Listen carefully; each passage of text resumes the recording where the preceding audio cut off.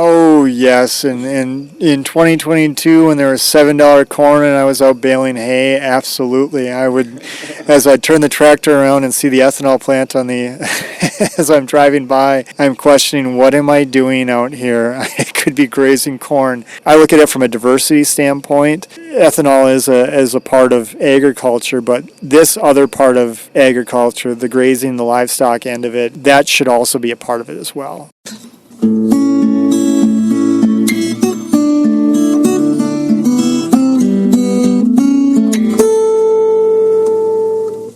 Welcome to the 357th installment of Ear to the Ground, the Land Stewardship Project's podcast on family farming, regenerative agriculture, community food systems, and local democracy. I'm Brian DeVore, editor of the Land Stewardship Letter. Talk about market accessibility. In case Alan and Kathleen Deitz ever need a reminder of one of the main reasons corn dominates the landscape in their part of southwestern Minnesota, they need to look no further than the massive ethanol plant that rises to the sky just across one of their fields. The Deitzes farm some 800 acres in Lyon County. The land is just on the edge of the city of Marshall and lays as flat as a billiard table, making it prime corn growing ground. So yes, they do raise corn, and yes, much of it goes to that Archer Daniels Midland ethanol plant just up the road. But in biofuel's massive shadow, the Deitzes are going against the grain, literally. About half the acres that make up their operation is planted to crops for the organic market. The Deitzes raise not only corn, but wheat, oats, and sometimes barley on these organic acres. But perhaps the area where the farmers depart most dramatically from the corn-centric economy of the region is in their use of rotational grazing to produce livestock. They have a cow-calf beef herd, as well as a flock of hair sheep. Goats and hogs are also part of the mix at Redwood River Farms, which direct markets meat to customers. All those animals are raised on rotationally grazed paddocks, planted to summer annuals, among other things. They also graze a local Minnesota Department of Natural Resources wildlife area. The Deitzes dairy farmed until they sold the herd in 2016, and reintegrating animals onto the land hasn't been easy. For one thing, they had to set up a significant system of fencing, which they were able to do with the help of such initiatives as the Natural Resources Conservation Service's Environmental Quality Incentives Program.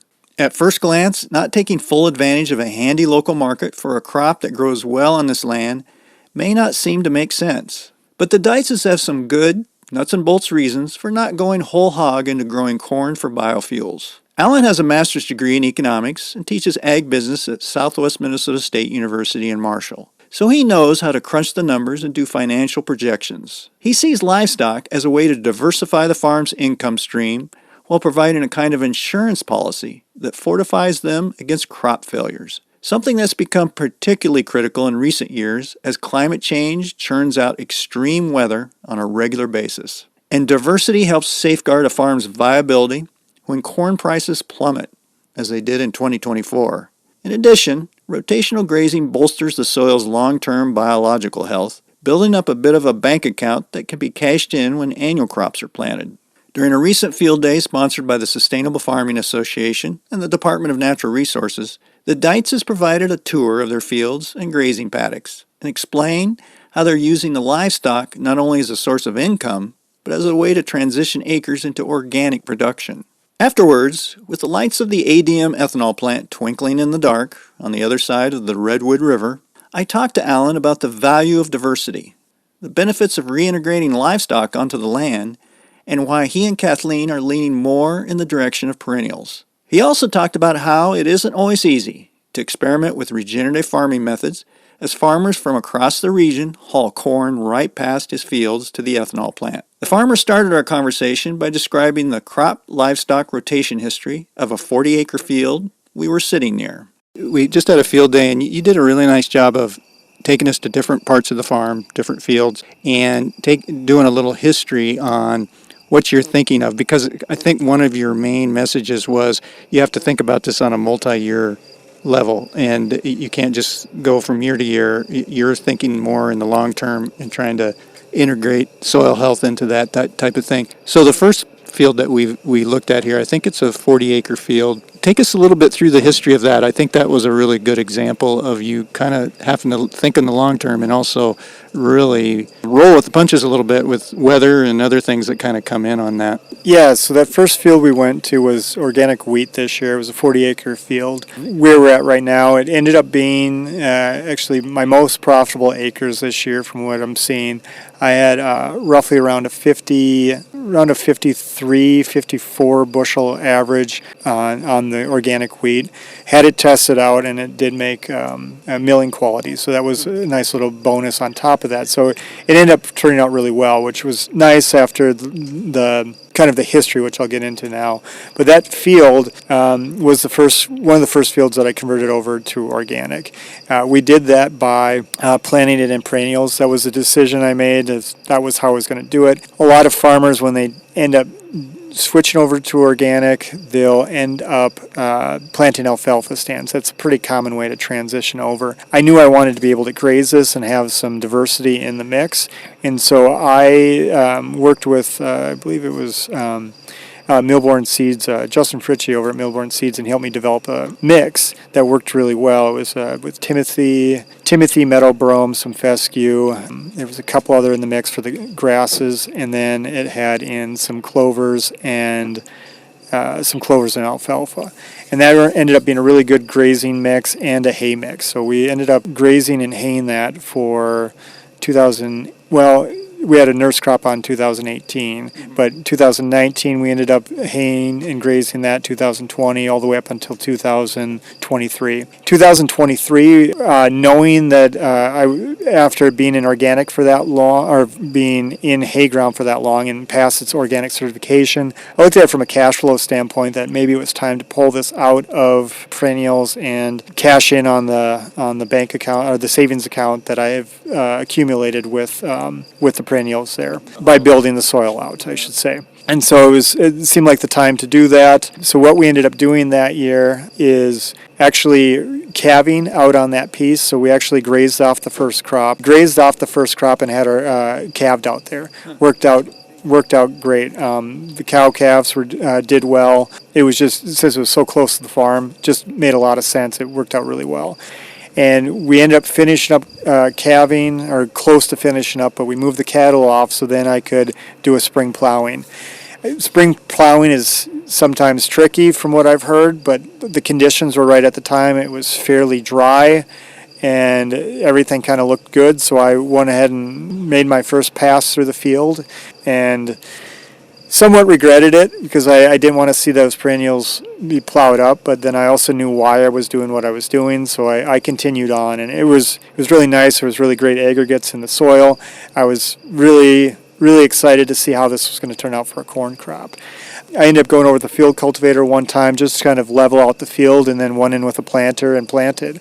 It seeded really nice. The unfortunate thing that ended up happening was between roughly about May 10th to September 20th in 2023, my farm location there ended up with about 3 3/4 inches of rain during that time. And so we did not get enough water or moisture in the soil to get it started. That late plow, probably grazing off that first part, and then it was also very hot and dry when I plowed. I think it got up to 90 degrees at that point. So it kind of baked the soil a little bit as well. So we ended up in a situation where we planted, but we didn't have enough moisture to germinate the seeds. Over that time, that 3 3/4 inches, I think we had one rain that was a 1/2 inch, and that came in July sometime. Otherwise, it was 1/10, 2/10 at a time. Not enough to connect the seed and the soil together. And so we ended up having just an awful stand out there. That awful stand, it was probably 20-25% stand, and at that point, it was just not going to be a viable crop. Checked with crop insurance, make sure that I went through all the proper channels to make sure that worked out, that we were all on the same page. And then at that point, I made a decision to leave a check strip and graze the rest of it off using cattle. That ended up working out pretty well to do so because they kept the weeds down in those acres. They processed through that corn, and we really didn't end up taking anything off it besides what the cattle took off in gain. So, and then they processed all of that excess forage and put it back in the soil. And so that was kind of the lead up to the 2024 crop, which ended up being, like I said, we had a very, very dry winter. So going from a very dry summer to a very dry winter, I wasn't quite sure how things were going to look going into 2024. I ended up deciding to put that in wheat. We were lucky enough to get it in fairly early. I think it was April 7th is when I got it in this year, and it was right after we had some rain. I contemplated, with the dry spring that we had, I contemplated planting it right around the 20th, 21st of March, but I chose not to because it just seemed too early to do so. And then luckily it rained for a couple of weeks, so we did have some moisture when I planted into it.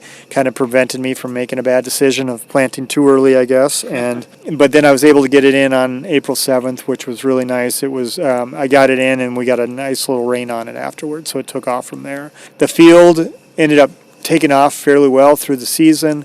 Due to the drought last year, we had a real bad bloom of Canadian thistle that popped up through the low spots. With the spring that we had, it ended up being a wetter spring than anticipated. That kind of perpetuated the problem in some of the areas. So the real wet spots on the farm ended up having a lot of Canadian thistle.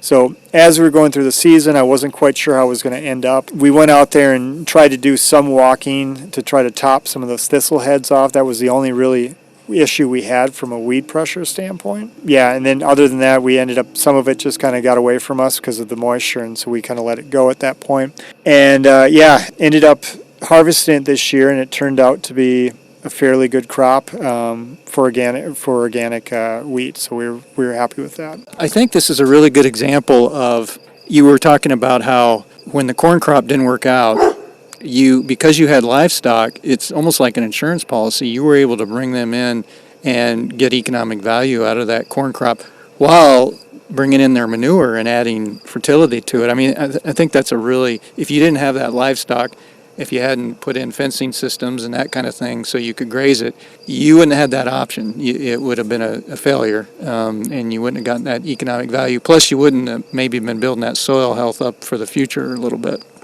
Yeah, it ended up working out.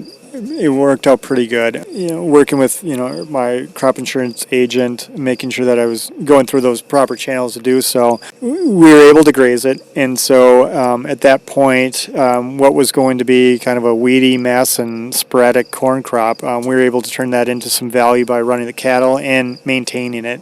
With an organic system, you're limited on the tools that you have in the toolbox. You can't necessarily go out and spray weeds that are down, and you don't necessarily want fallow ground sitting there. So having the cattle run over it was a great option. And then it was a good point that you brought up with having the fencing. Particularly where I'm at, it's a very heavy corn and soybean region, and a lot of the fences have been taken out over the years. And there's just not a lot of farmers that have the ability to run cattle. Even if they had cattle, they'd have to replace all the fences that they had. So I'm glad I started building in that infrastructure because it ends up giving me those options, as you said, as an insurance policy.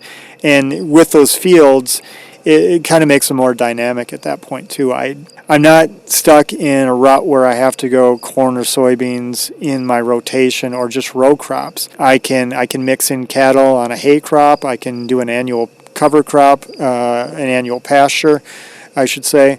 All of those things are options that I have by being able to do that.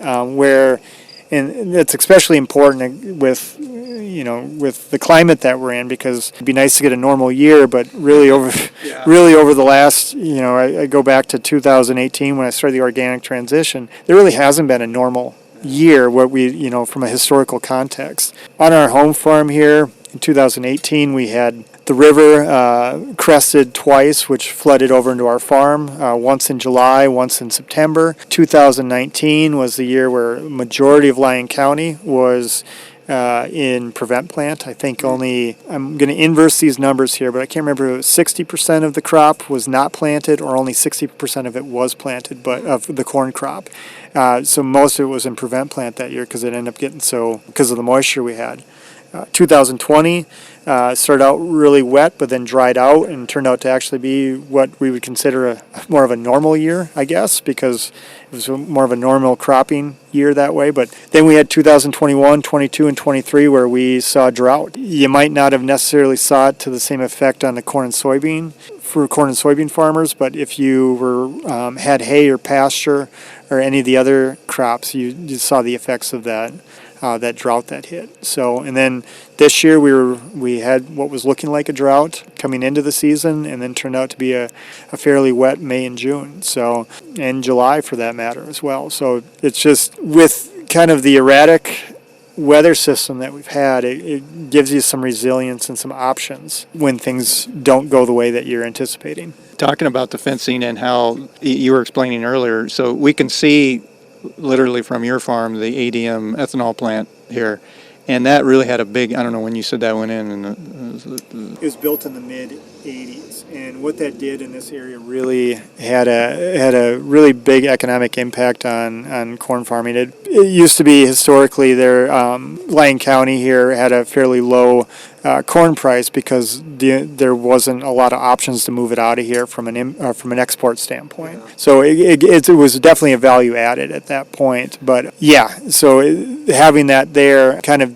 it did change the landscape a little bit because it seemed like a lot of the farmers in the area, because of that basis improvement, decided to get out of livestock, which, is their prerogative on what they want to do, and it made economic sense. But I still, being a former dairy farmer and still having cattle, I think it is important to still have that livestock connection on a farming operation.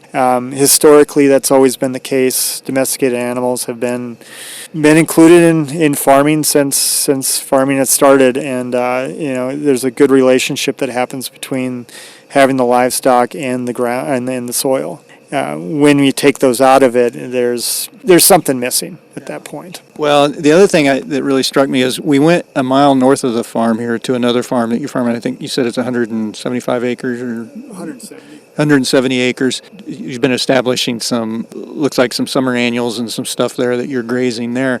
But one of the things you pointed out was the cow pies. I think this was a really important point that you pointed out. You said the cattle are bringing something back to this. I think that's an important thing to look at is that when you are using the cattle, it's even different from maybe taking hay off. You are returning something back if you're doing a good grazing management system. Right. Yeah, and so with that field that we looked at, I planted a summer or annual pasture is the way to look at it. It was a combination of wheat, oats, and barley, just some crops that I raise on the farm here. And then I purchased some field peas, I think I had some common vetch, and what was the last part of that? Buckwheat. Mm-hmm. So I mixed that in there, and with the intentions of grazing that. It might look a little funny to some individuals where the only economic value that I'd end up getting off of it this year would be running cattle over it. But I'm looking at it from a long-term perspective. Next year, I'm hoping that's going to be an organic corn crop, and they're basically applying all of my minerals, my fertilizer for next year. All the nutrients that I'll need for that crop, they're applying out there. So whereas I might not necessarily make as much money, or I'm hoping to have a break even on that field this year. Next year, I'll see the value of that when we pull the organic corn off of it, because the amount of nutrients that I had to apply I'm not having to buy any bought-in inputs. Mm-hmm. Yeah. So that's kind of the big advantage that I'm seeing. So even if the crop ends up only being 100 bushel organic corn, that's still going to cash flow because of the low inputs that I have into it. So I think that's kind of the big thing that they add into it. And then too, I think from a fitness standpoint with the cattle, I think it's good for them to be out moving around on the land. There's just, that's where they need to be, is out on the land versus, in some sort of barn or in a yard or a lot. So. You just have to put up with the peer pressure of, because the ethanol plant is right there. Like you said, everybody's driving by, hauling their corn to the ethanol plant. There's probably one of the most trafficked areas in the county, and they're going, and you're like, oh, what's Alan doing now there? So that's something you have to kind of deal with a little bit. Yeah, I've noticed it from a few neighbors that they'll say something about, and they usually have, it's the Minnesota nice thing. They'll say something when something goes right. They'll say, "Oh, that worked out pretty good," or "That was kind of neat to see." And so I know people see it, and so it's a double-edged sword at that point where it's good for to see something, a little variety out there, but then also when something fails, it fails spectacularly. And the joke I have is every farmer in 4 counties drives by my farm at some point, it seems like, because of my location. So whether they know it's me or not, they still see what's going on out there. That was a tough one last year with the organic corn failure, just having that look the way it did. And knowing that I was grazing it, knowing that I had a plan, like I understood what I was doing. I understood it made economic sense on my end. But from the casual passerby seeing that, it didn't look appealing. And that was the same thing that happened this year with the wheat. I had the thistle bloom that ended up in those wet areas. And I knew it didn't look good, but I knew how good the rest of the crop looked. And I knew what the numbers were on it, that yes, I don't want to have those thistles. Yes, I want to try to do what I can about it. But on the other end, from an economic standpoint, it was going to make sense, and it's part of my farming operation. I think that brings up another really good point that you brought up, which was your off-farm job is you teach, is it ag finance at egg business. Ag business at Southwest Minnesota State University. You're used to looking at finances and thinking in terms of numbers and that kind of thing. And one of the points that you made was it's a little bit frustrating that building soil organic matter is not one of those things that really shows up on a balance sheet. That's really hard to tabulate and say, okay, maybe I'm not getting a top crop this year, but I'm still, because I'm integrating livestock into the system and kind of building that soil health, I am over time kind of building up the financial resiliency of this soil here. It sounds like that's something that you think about a lot. Yeah, and I was fairly lucky with my dad. He may not have understood kind of the things that I was trying to transition on the farm and do, but he always gave me enough rope to hang myself, I guess.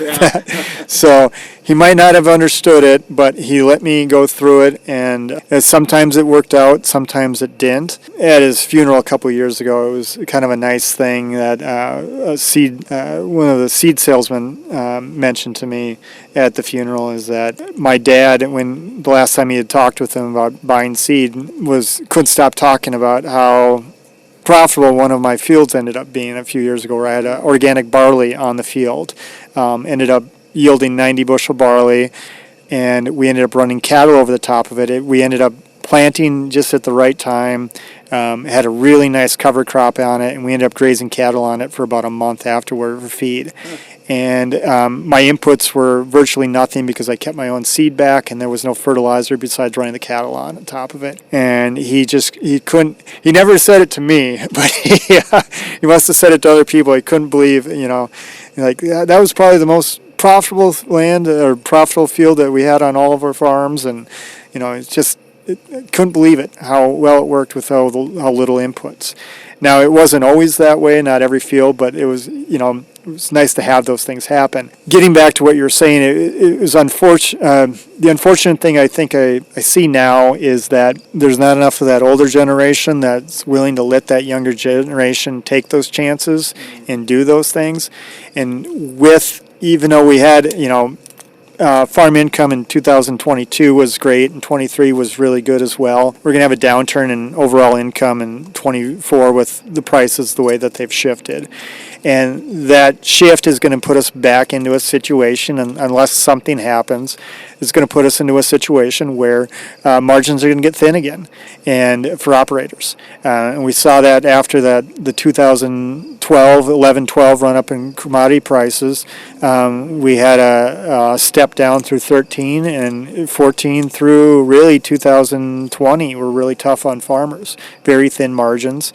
And so really taking those chances were something that a lot of them didn't want to do because, again, why would you put yourself in a situation where you could have a loss, and if there's not a lot of room to move around? And then additionally, if and it's a lot of farmers have to utilize credit to make their farming operations work. When it comes from a lender's standpoint, not saying that they're against any of the soil health or any of that by any means, but the one thing is, on a balance sheet, you're never going to find a line item that says soil organic matter. That's not going to matter. It might show up through your practices from being more profitable, but there's no line on that. And it's something that you have to build up over time. And so you need to have a little leeway in the front end so that way you can make things going. You need to have that catalyst going forward. That's kind of the unfortunate thing, is that a lot of farmers don't have that option of being able to get, or young farmers don't have that option to get things started that way. If you can start on a small field and just do something different and just give it a try to see where it goes, I mean, that's kind of where it starts. But you have to have the ability to be able to do that. And if you can't start somewhere, you're never going to be able to get started anywhere. Right, so. Right. One of the things you brought up repeatedly was, how you've had to deal with, there was a couple years of drought. Now we had this weird, super wet early part of the season this year where things kind of flipped. And one of the things you pointed out, which I think is a good point, that after a couple years of drought, you can tell people all you want that cover crops are a good idea. Boy, they have kind of a bad reputation right now because people just couldn't get them established and they didn't go well. So one of the things you brought up was you would point out, an example of where there was some issues with a piece of land that you were working with, and you'd say, boy, if I could get more perennials established here, I think that would really help me be more resilient on this piece of land and kind of be more flexible. It sounds like that's really the whole perennialization is something that you really think about and maybe are leaning more toward. I don't want to put words in your mouth, but you're leaning more towards on the farm in general. Yeah, it's something I've thought about for a long time, and I just trying to make that cash flow again is kind of the difficult one. Just where I'm located, and a lot of that goes back to the cost of land. So in our area, we've had some land sales that were $15,000 an acre. So land values are very high.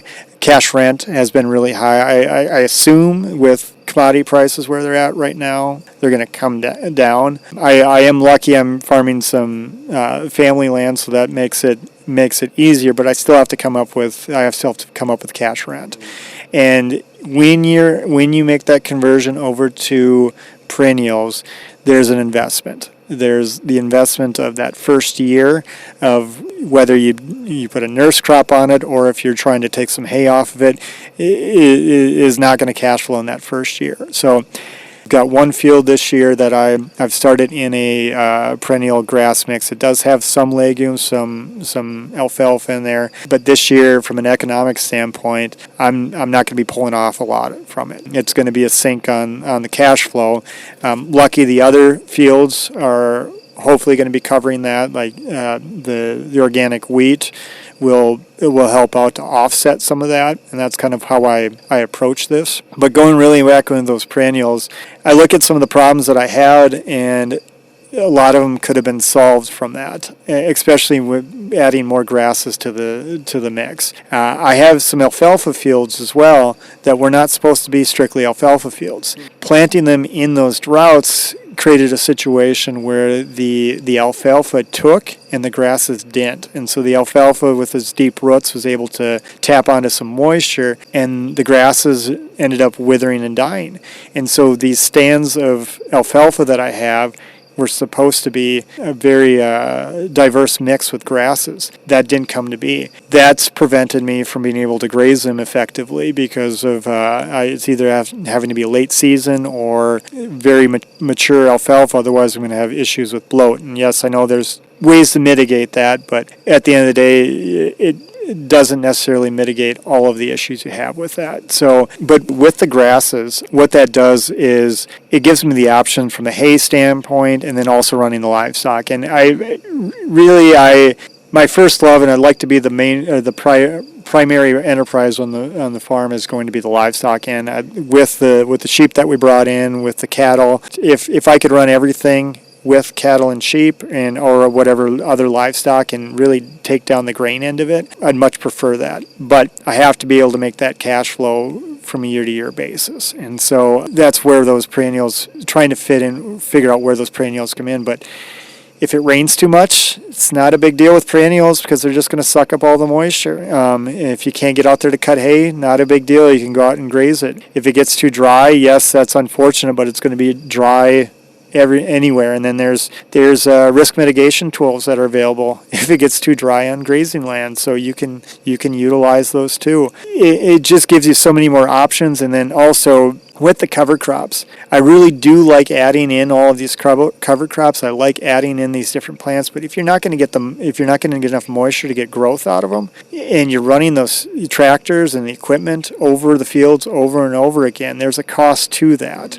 And labor costs for repair costs on equipment aren't going down. The cost of equipment isn't going down. So if you can go into a perennial system, you can also limit a lot of that as well. From what I'm understanding from others I've talked to, quality of life might actually improve a little bit as well. There might be some free time instead of sitting on the seat of a tractor trying to get a cover crop in and making sure you have feed for cattle down the road. It's growing naturally that way. You're harvesting energy from the sun. I can't get over a little bit the irony that you are farming literally in the shadow of an ethanol plant, a major ethanol plant, which, not to beat up on ethanol, but it has played a major role in livestock being removed from the land in counties like Lyon County here, where when an ethanol plant comes in, it's a big market for corn, and so the fences come out, livestock leaves the area, and we don't see the integrated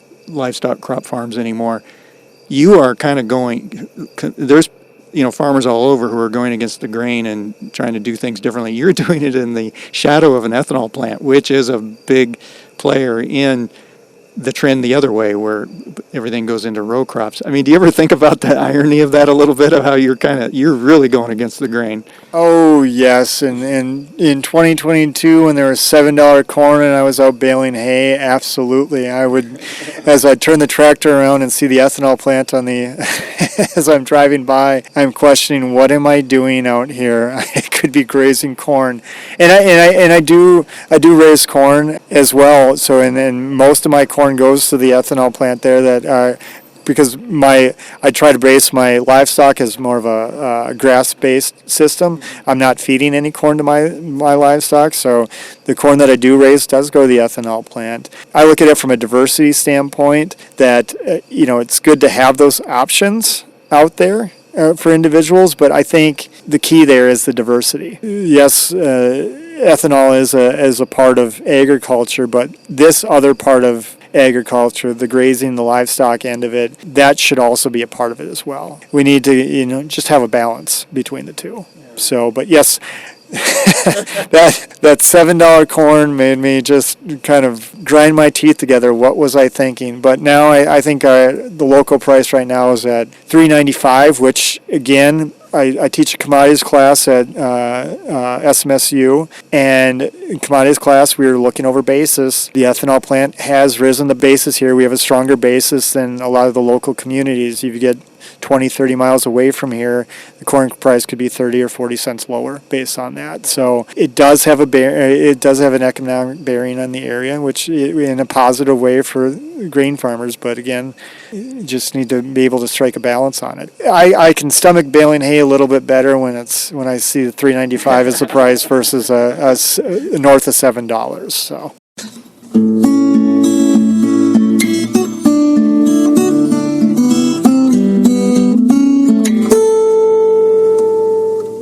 For more on building soil health profitably and reintegrating livestock onto the land, see the podcast page for Ear to the Ground episode 357 at landstewardshipproject.org.